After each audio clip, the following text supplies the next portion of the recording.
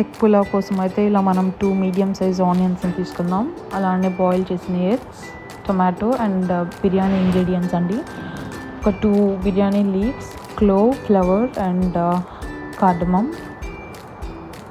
అలానే ఆనియన్స్ని ఇలా అడ్డంగా కోసుకొని ఇలా మీడియం సైజ్ అయితే కట్ చేసేసుకుంటున్నాను.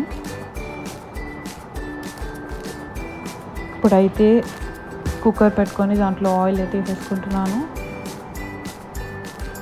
అలానే బిర్యానీ ఇంగ్రీడియంట్స్ అనేది యాడ్ చేస్తున్నాను.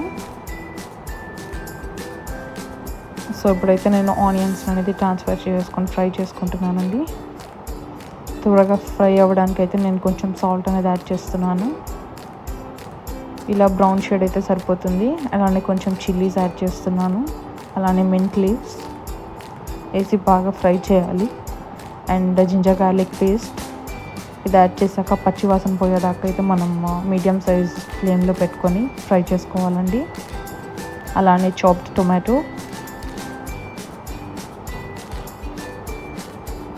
అలానే కొంచెం turmeric, chilli powder, coriander powder, అలానే garam masala, salt, yogurt or curd add చేసుకుందాం.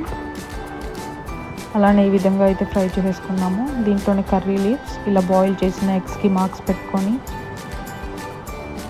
ఇలా అయితే ఒక ప్యాన్లో ఆయిల్ అయితే యాడ్ చేశాను. దీంట్లోనే కొంచెం turmeric, chilli powder, coriander powder, salt ఇవైతే ఎగ్స్ని ట్రాన్స్ఫర్ చేసుకొని ఈ విధంగా అయితే నేను దాన్ని ఫ్రై చేసుకుంటున్నాను. సో ఇప్పుడైతే నేను ఒక బౌల్లోకి తీసేసుకుంటున్నానండి. సో దీంట్లోకి అయితే ఇప్పుడు మనం ముందుగానే నానబెట్టుకున్న బియ్యాన్ని అయితే వేసుకుందాము. సో దీన్ని నేను ఒక 1 అవర్ బ్యాక్ అయితే నానబెట్టానండి.